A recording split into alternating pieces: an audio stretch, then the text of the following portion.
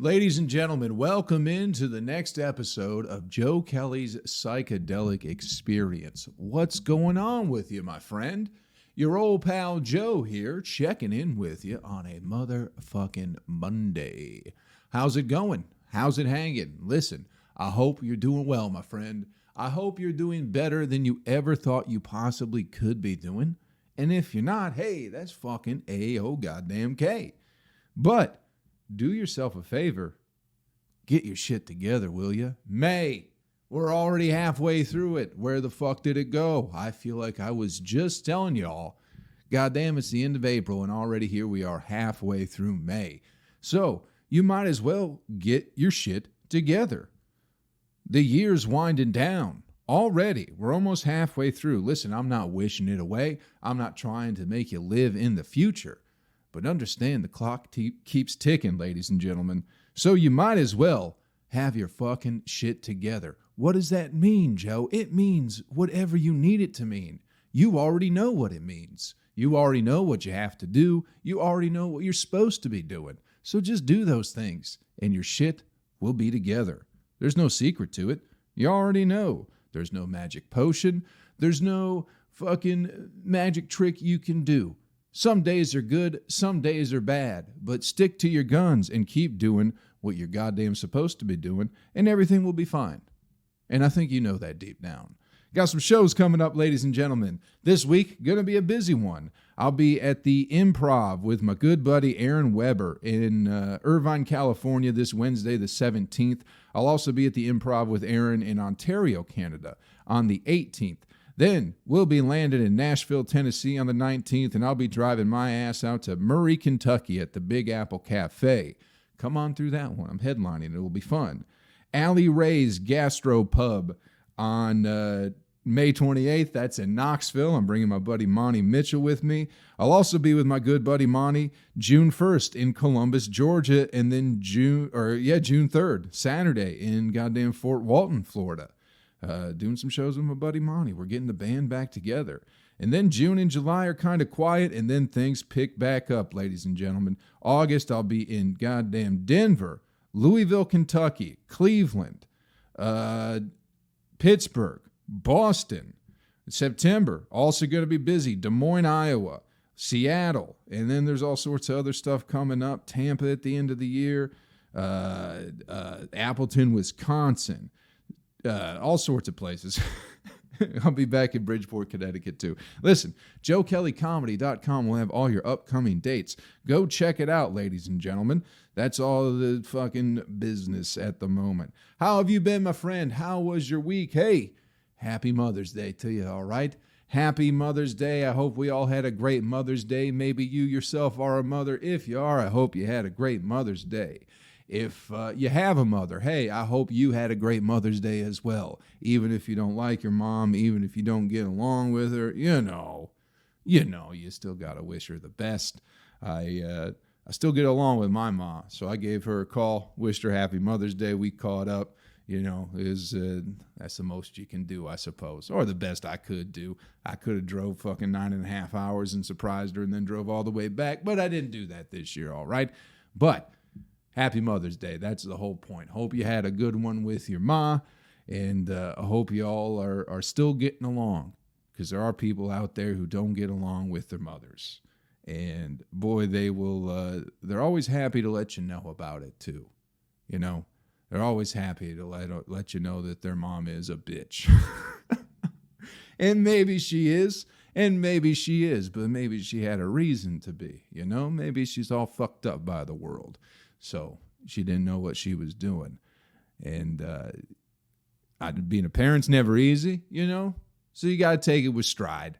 And even if you don't talk to your mom, maybe you just wish her the best in your heart and realize that the best relationship that you can have is one at a distance. And maybe you don't communicate at all, but maybe you still wish her the best, or you hate her guts. You hate her, maybe you hate your own mother, which is common nowadays. But think about where you're at in life.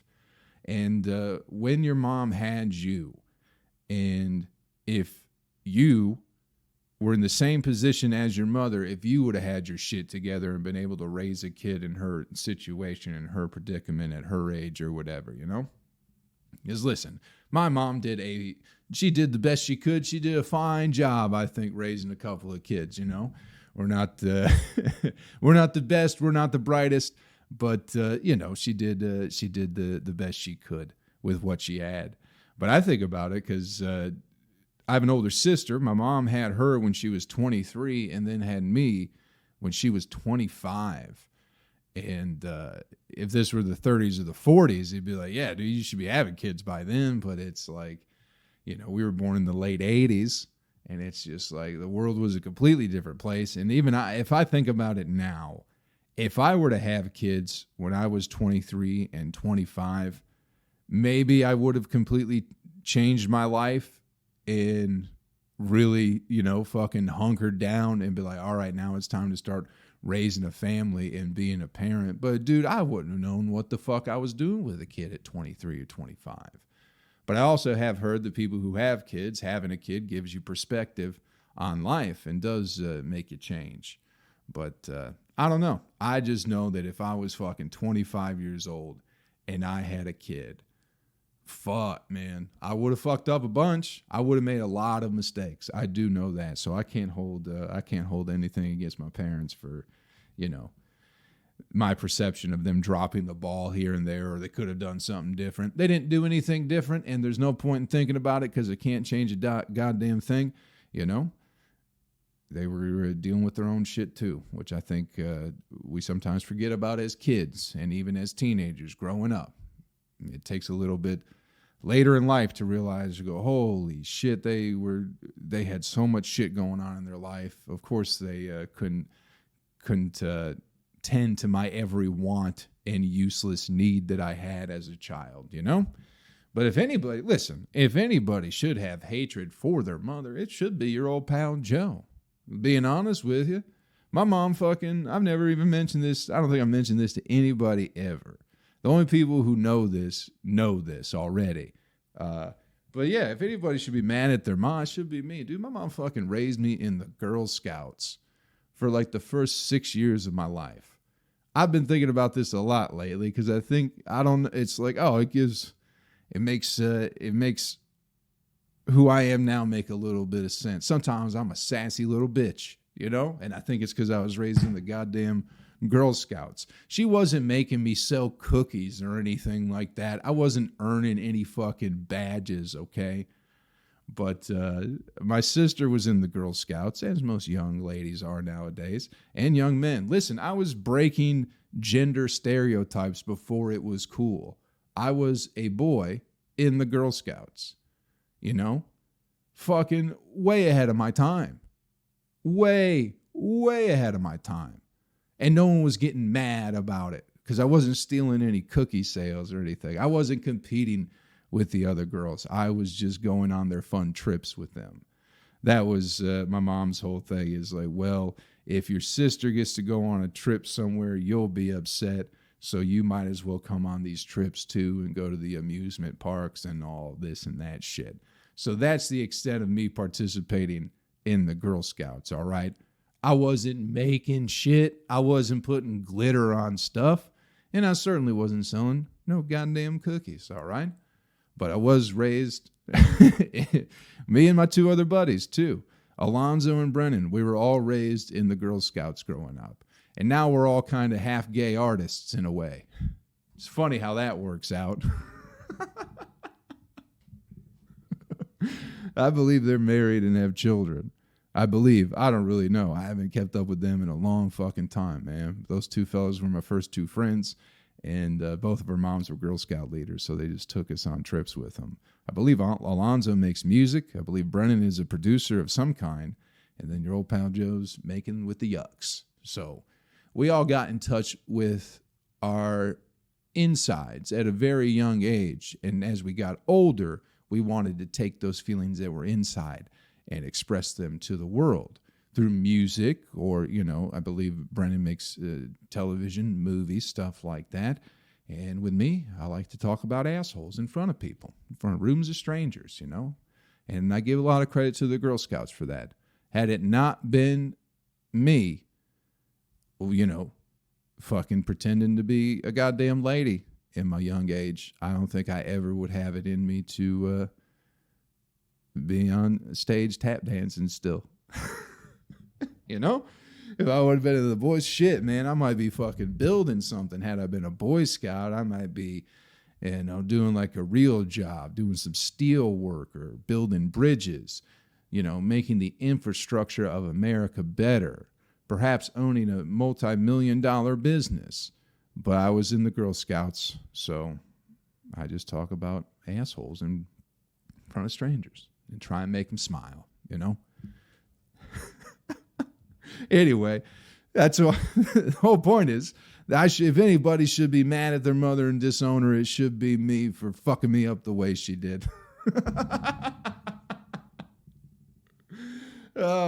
She's the best, man. She's been the most supportive out of anything I've ever wanted to do. She's been super supportive of, so I can't be mad at her at all.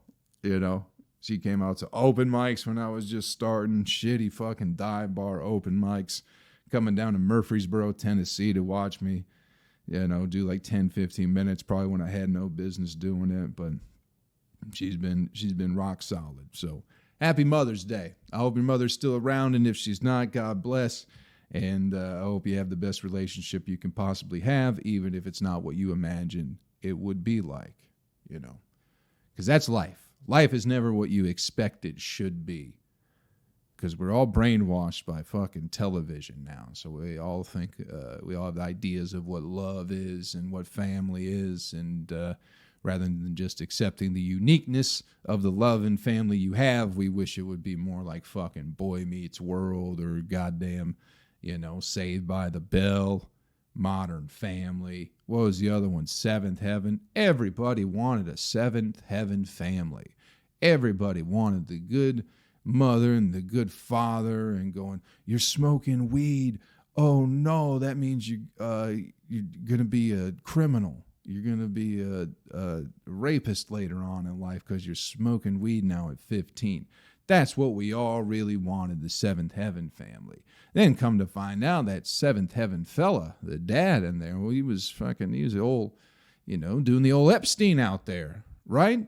I don't think I'm speaking out of turn here. You guys might have to correct me on this one if I am wrong. I would hate to make this accusation and have it be false. It's quite the heavy accusation, but I'm pretty sure that Seventh Heaven father was, he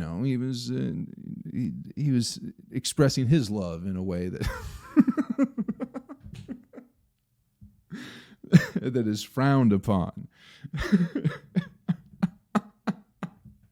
Except nowadays people are trying to make that type of behavior less frowned upon, Have you heard about the MAPS yet, people? Have you heard about the MAPS, the minor attracted persons? I really don't want to go down this road. But yeah, people are trying to, go, listen, being old, being a 40-year-old guy and going, hey, I think I'm in love with a 7-year-old, there's nothing wrong with that. It's called being a MAP, a minor attracted person nowadays. So we judged the Seventh Heaven father all those years back, and now he's just a normal. We should be looking up to him and admiring him, I guess. I don't fucking know. The point is, don't have too many expectations in life. Maybe for yourself.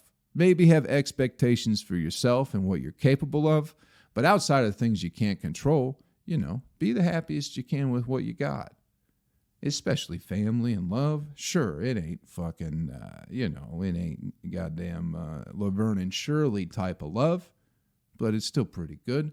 It's not Richie Cunningham and that lady that he liked.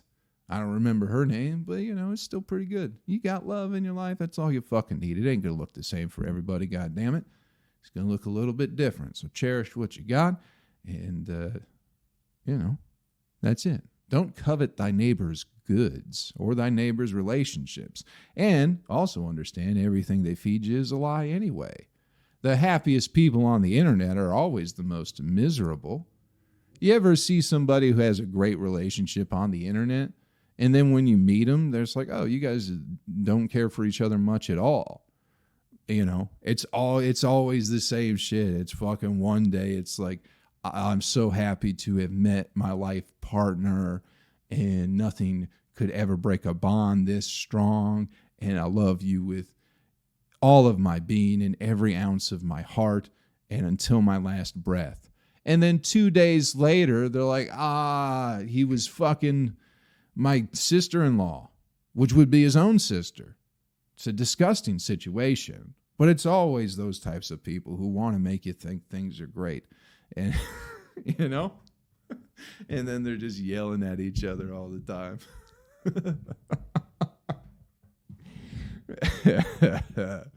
So understand people lie and just appreciate the relationships you have.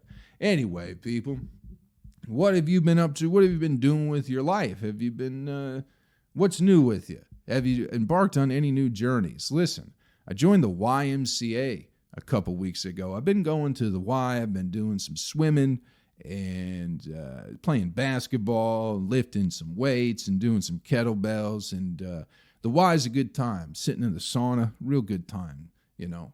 But I didn't know the YMCA had anything to do with Christianity. I thought the YMCA was just a gym. But apparently there are some Christian undertones, or I guess it's Christian.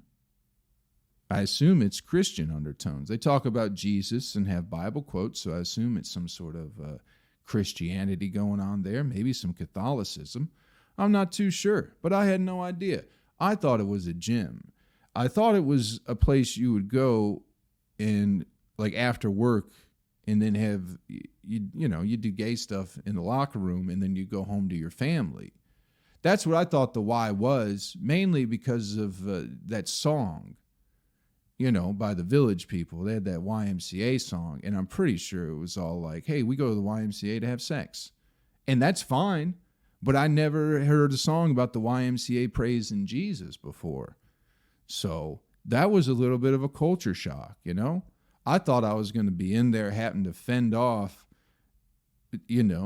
not gay guys, guys with families, but who just like to have a little bit of extracurricular activity down at the old YMCA. I thought I was going to be fending them off, and I haven't encountered any of that. There's been a lot of people with pamphlets, though. I wasn't prepared for that. I wasn't prepared for the amount of pamphlets I'd be getting. And, that's been a little bit of a culture shock. I thought I was going to have to be protecting my butt the whole time. And really, I just don't have a front door to shut on these people. I'm in their facility. So they just come up with pamphlets and muffins and go, hey, we see you working out here. Are you a follower of Christ? And I'm here for the gay sex, ma'am. And she was like, oh, that's okay. We do that too.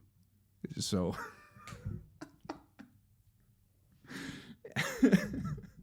has it been a known thing that the YMCA was a Christian thing? Is that something that's very common knowledge and I've just been ignorant the whole time? Because I used to go to the Y when I was a kid. I'd go with my dad. I'd play racquetball, and he'd lift weights, and then we'd play racquetball together.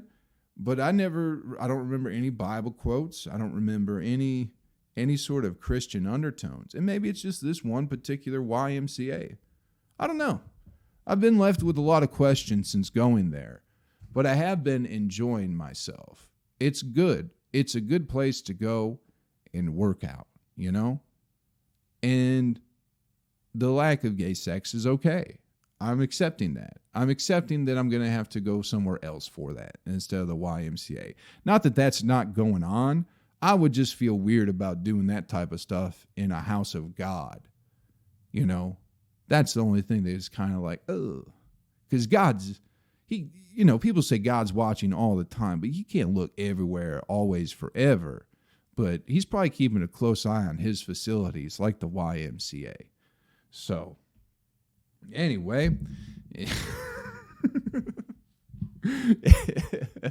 case you don't want to go swimming or something like that, come on down to the YMCA. We'll do some laps together. We'll do some great laps. It'll be fun. I played basketball with a fella for the first time in a long time. We played a little 1v1 on Friday, people. It was fun. I haven't had I haven't played basketball against somebody like that in a long time. And it was like, it was a nice experience. It was like making a new friend in a way, you know? We clashed heads once too. We both apologized. It was great. I lost. I'm not going to lie to you people. I lost 7-5. It was a good game though. 7-5 ain't bad for not playing 1v1 and I don't know how long. But made a friend at the YMCA. He might have been like 19 years old. But either way, I might never see him again. What was his name? ZJ. What a name too, huh? That's a fucking millennial, Gen X, Gen Z, whatever the fuck, weird fucking name. ZJ?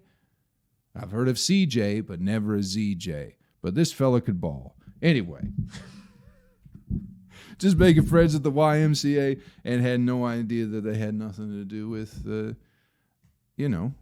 I thought everybody would dress up like they're, like it was career day and be rubbing on each other in the locker room.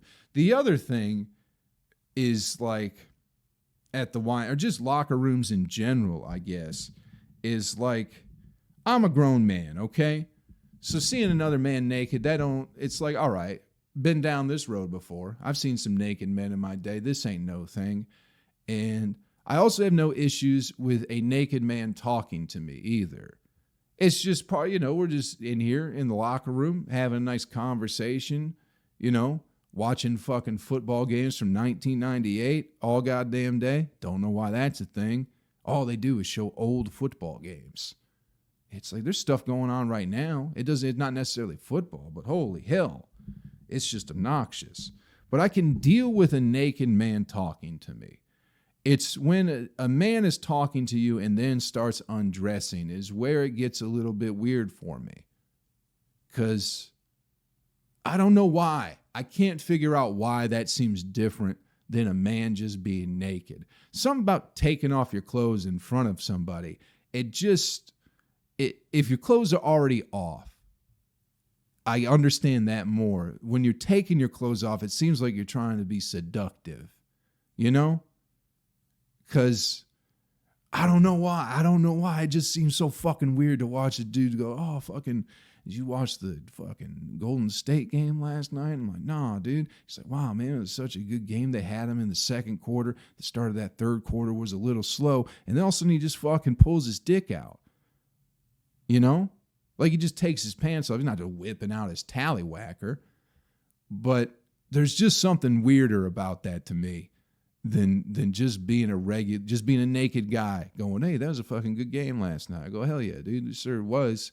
But as soon as you fucking start taking the pants off, it makes me seem like you want to do something. Am I wrong for that? Is that an only me thing?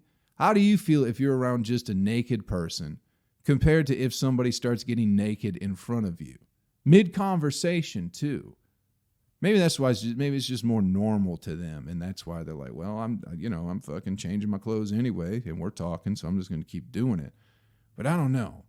I would wait for a break in the conversation to take my clothes off, even if we were going to keep talking, but I wouldn't be mid-sentence and all of a sudden just pull my dick and ass out and go fucking Golden State, dude. Fuck.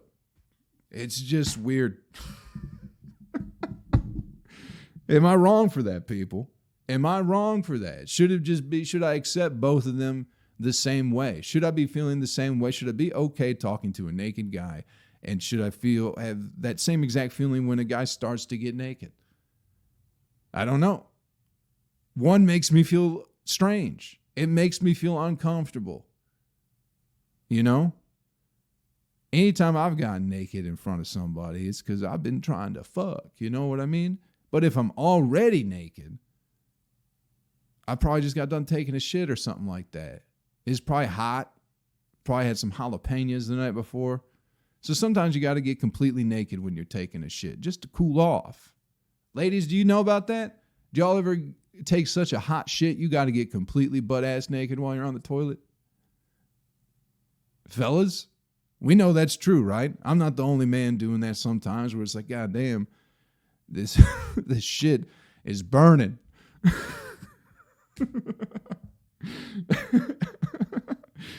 And the only way to fucking ease some of this pain is to just get naked while you're sitting on the toilet. I don't know if ladies do that.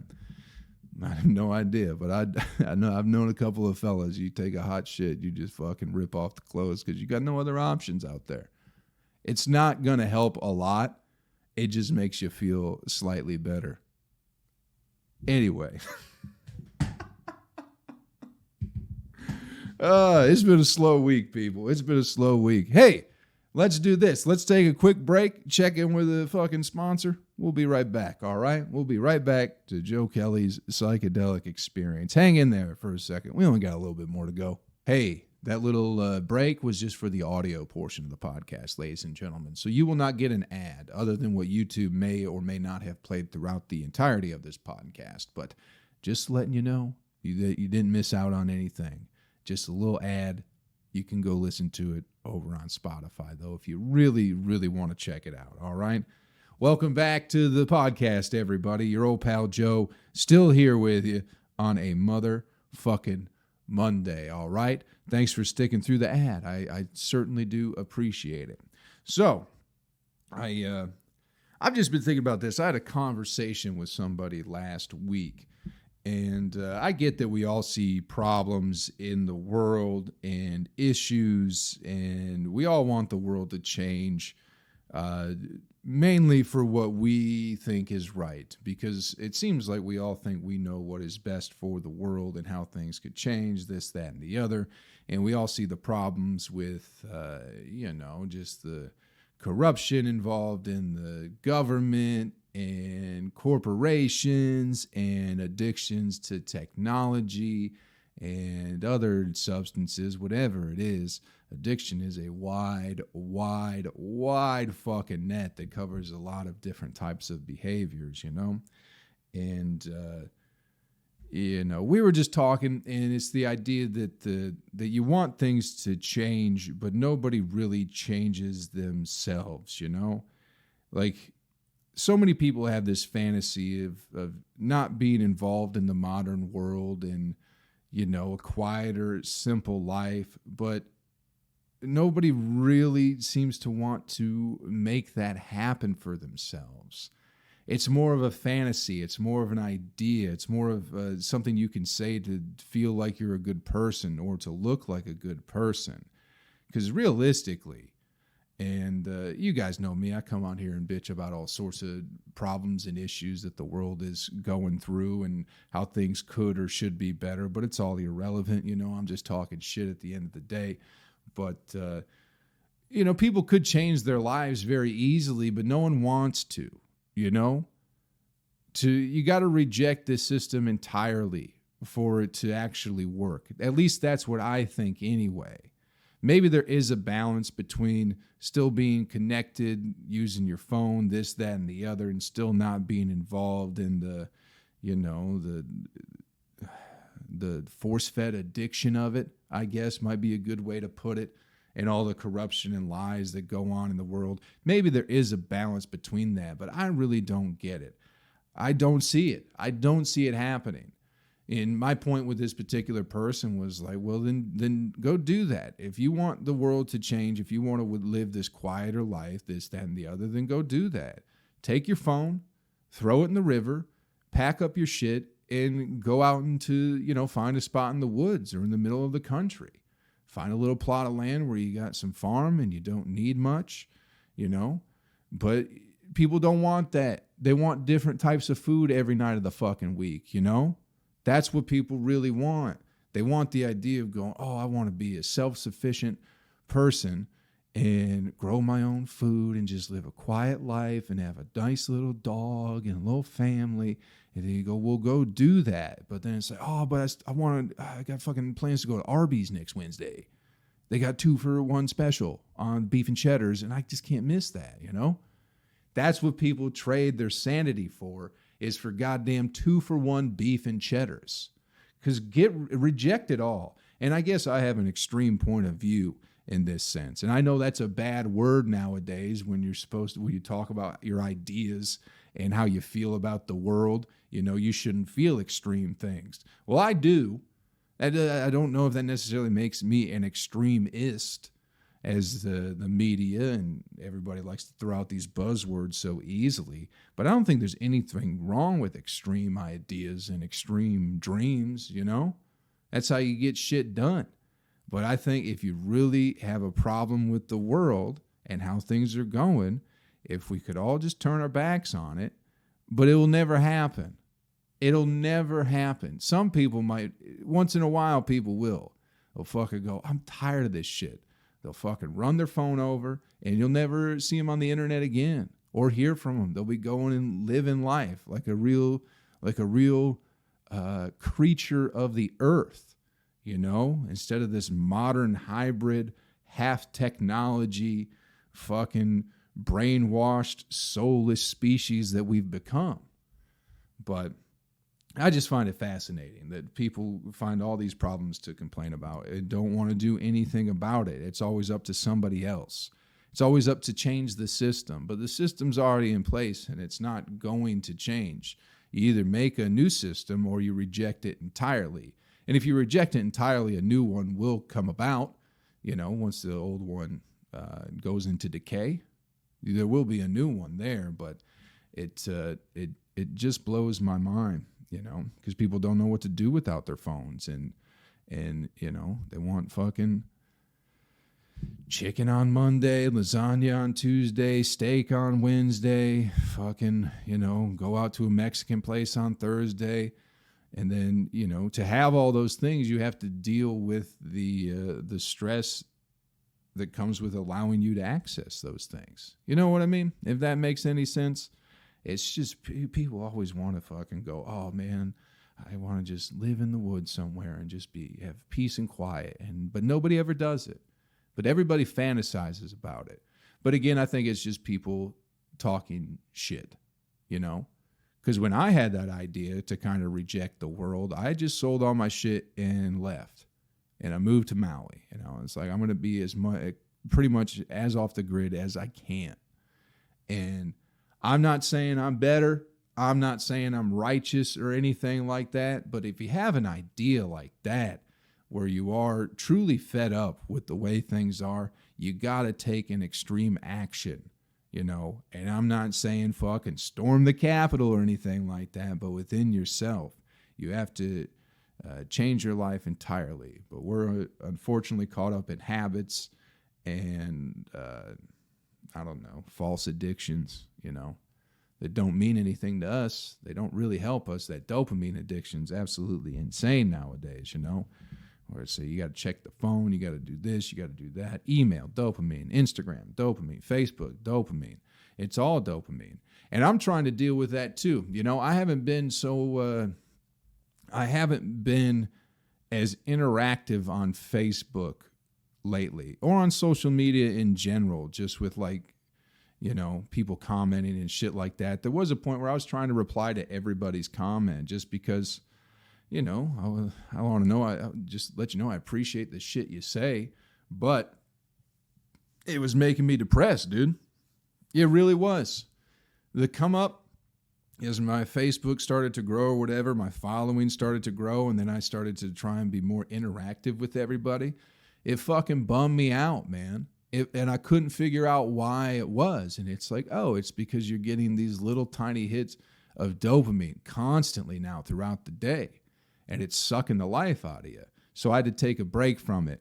So, you know, if I haven't been as responsive in the comments on the podcast or anything you've been trying to hit me up on, my apologies, people.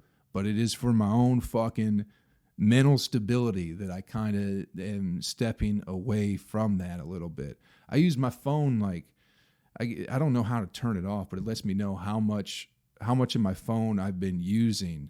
Every Sunday I'll get a notification. It goes, you used your phone this many hours last week or this much time. Last week I used my phone 3 less hours than I had been. And I would like to get that down even further. So I think last week I maybe had 5 hours of FaceTime on my phone.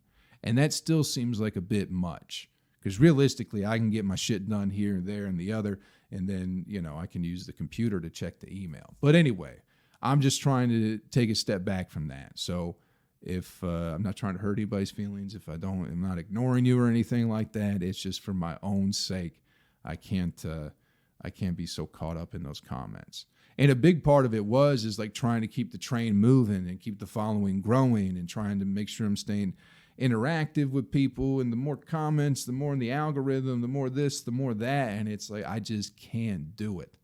I can't for my own sake. I'll pop in here and there, but it's like, I can't keep up with that shit, So I'll just get rid of it.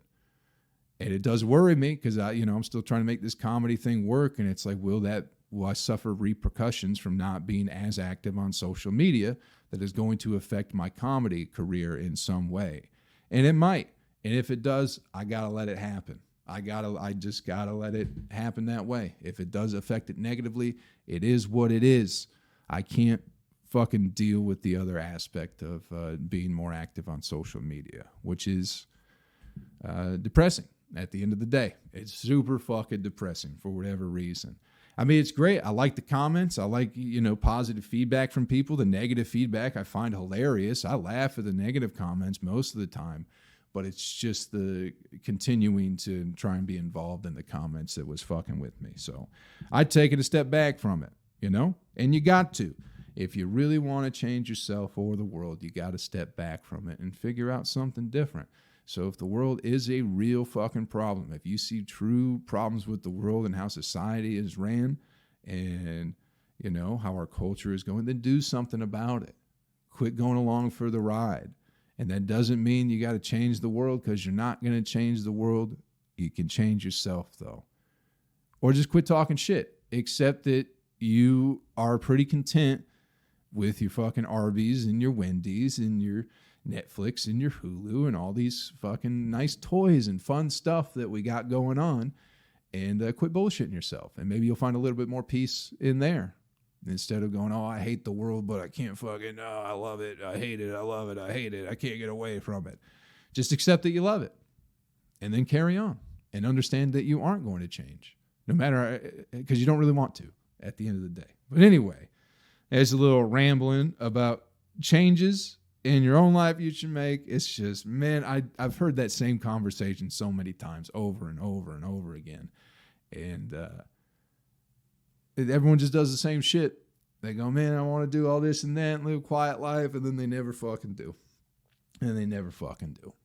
But it is what it is. Just quit talking shit. If you want to go do something, go fucking do it. And if you don't, quit wasting mental energy on that. And invest that mental energy into something that you really will do. It's like, I'll fuck the system, but I'll use it at any opportunity I can. And listen, I'm no different or better. I'm just talking shit, all right?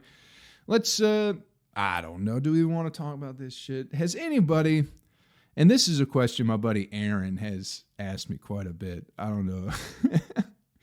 Has anybody heard any type of apology for the narrative of the pandemic and COVID and everything like that? Has anyone received any sort of, hey, we're sorry and we weren't completely right? And, I just watched it. It just popped up on Twitter. It was a compilation of like Jimmy Kimmel and Don Lemon and all these fucking talking heads people. And they were just talking about the crisis of the unvaccinated. And if you're not vaccinated, you should stay home. We should let you die, this, that, and the other. And then here we are a few years later, and it's all come out that, like, it was all kind of everybody.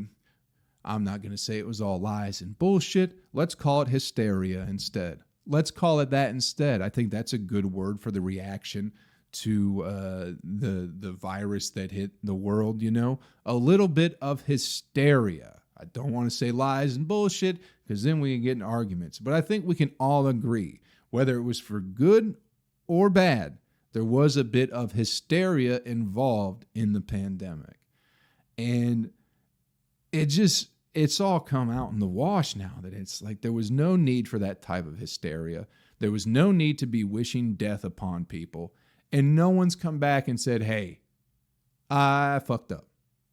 We fucked up. We got caught up in our own emotions, and maybe we shouldn't have been saying the things we were saying. But, once you realize that, that Pfizer gives money to ABC or whatever it is, that they're paying Jimmy Kimmel's salary more or less. And then it gets a little bit weirder, because he was wishing death to the people who don't obey his corporate overlords. And that's weird for me, man, especially trying to be involved in entertainment. Because it's like I've had this fantasy of like, the late night shows don't do much for me, dude. They just all seem like such phony pricks. But I would like to go on Jimmy Kimmel just to ask him if he would apologize for wishing people would die, or telling people they'd be better off dead because they didn't get a shot that he thought was going to fix the world. I'd love to do that. But has anybody said, hey, we're sorry, we fucked up, we got we got it in our feels a little bit, whatever it is? No one's done that yet. No one has, and no one will. Instead, they just come out and lie, and they go, we never made it seem that bad. We never made it seem bad at all. It was Justin Trudeau, the Prime Minister of Canada. He came out and he was talking about, I was the first person to be like, oh, we should make sure kids get back in school, and this, that, and the other. And then you find the older clip of him going, no, kids should never be let in school. They just contradict themselves, and they lie, and they don't apologize for anything. What the fuck kind of world are we living in, people? What a strange fucking experiment, journey this whole little thing is, man. What a fucking wild time. It's all fun. The hypocrisy involved in the Western world, or just modern existence, is absolutely insane to me. But anyway, I hope we all get our apologies soon. It's probably not going to happen, but by God, we're owed one. Whether, even if you bought into the hysteria, you're still owed an apology for, you had every right to be worried. Nobody knew what the fuck was going on. But I still think you're owed an apology for people contributing to your hysteria and not telling you the truth and not letting you know that, hey, things are probably going to be okay. Just saying. Regardless how you feel about the whole thing, we're fucking lied to. And everyone was freaking out and trying to get you to freak out. And it's all come out that it was nonsense and bullshit. For the most part. Anyway, let's get you the animal video clip of the week and get you on your way, people. We've had some fun today, I hope. This video clip, dude, another fucking fantastic one that almost ends good, but not quite. It's another one of those safari things where people drive through a state park or whatever. I think this one might have been in America or Canada, because I think they were speaking English. But I think it was an Asian woman, I believe. I believe it was an Asian woman. Got out of her car because she saw a bear. And she wanted to get a picture with the bear, which who doesn't? You see a bear. What's the first thing you think of when you see a bear? Fucking photo opportunity, bro. That's the first thing I think of. Is like, goddamn, look at that 800-pound killing machine. Perhaps I'll snuggle up with it so we can get a nice picture for the gram, bro. For the gram. People are so goddamn stupid, dude. You got 14 followers on Instagram. 7 of them are bots. And you want to get a picture next to a bear so you can get 6 fucking likes, dude. What the fuck is wrong with people? It's absolutely mind-blowing. But anyway, lady's trying to get the picture next to the bear. The bear, he's not in the picture mood, He just got out of hibernating. He's feeling a little skinny, I guess. I was going to say fat, but I think you come out of hibernation a little bit skinny. Looking a little thin. Hasn't ate in a while. Might be a little bit grumpy. So he tries to attack this lady. And unfortunately, the lady does get away. But that'd get more views than getting a picture next to a bear. You getting killed by a bear. The views would be insane on that one, But you standing next to a bear, it's been done before. It's been done. You don't need to do it again.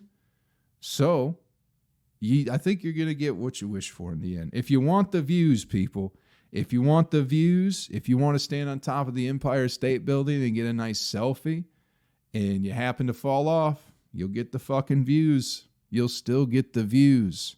Maybe not the ones you wanted, but possibly the ones you needed. Thanks for checking out the podcast this week, everybody. Hope we had a little bit of fun, all right? Hope we made it through. A lot of rambling today, you know? Pretty typical, I suppose. Pretty typical of your old pal Joe here on the podcast. Got shows coming up this week. May 17th, this Wednesday, I will be in Irvine, California with my buddy Aaron Weber. 17th. God damn it, the 18th. I'll be in Ontario, California, also at the Improv. Friday, May 19th, Big Apple Cafe in Murray, Kentucky. And then I'll be at Alley Ray's Gastropub in Knoxville, Tennessee. I think I've been saying Ale Ray's the whole time. And I talked to somebody last night, and they're like, that's Alley Ray's. It's like, okay, I'll make sure I get that right then. Also going to be in Columbus, Georgia, the 1st of June, and then Fort Walton, Florida on Saturday, June 3rd. Possibly back in Arkansas somewhere, or Alabama on that Friday. I'll let you all know. Anyway, Joe Kelley Comedy will have all your upcoming dates. Thanks for checking out the podcast this week, everybody. I spilled coffee on myself right at the end. Damn it. Listen, I hope we had a little bit of fun. Do me a favor before you get out of here. Take care of yourself and take care of somebody else, and I'll catch you around real fucking soon. Later, my friend. YouTube, what's happening? Did y'all see the coffee fucking splatter on my shirt there a little bit? It's more down on my belly, but I don't know if you could see the droplet jump up, excuse me. Hey, I love you. I hope you know that. Little bonus portion of the podcast just for you fine people on YouTube. Mainly just me expressing my love for you. But I hope you're doing good things with your life. I hope you're taking over your own world. I hope you're taking control of your own life. And I hope you're making good decisions. I hope you're reading good books. I hope you're listening to things that empower you. I hope that the next few years are going to be absolutely fantastic for all of us people. As long as we keep our nose to the grindstone, keep our thoughts pure, I don't think there's anything that can stop us, all right? I love you. Make the best out of the week. You know what I'm saying? That's all. That didn't make any sense. Make the best out of the week that you can. Does that sound better? It almost sounds like the exact same thing that I just said. I think you get what I'm saying. Fucking get it done, people. Grab life by the balls and give it a big sniff. And then take the fucking day over. I love you. Have fun. All right?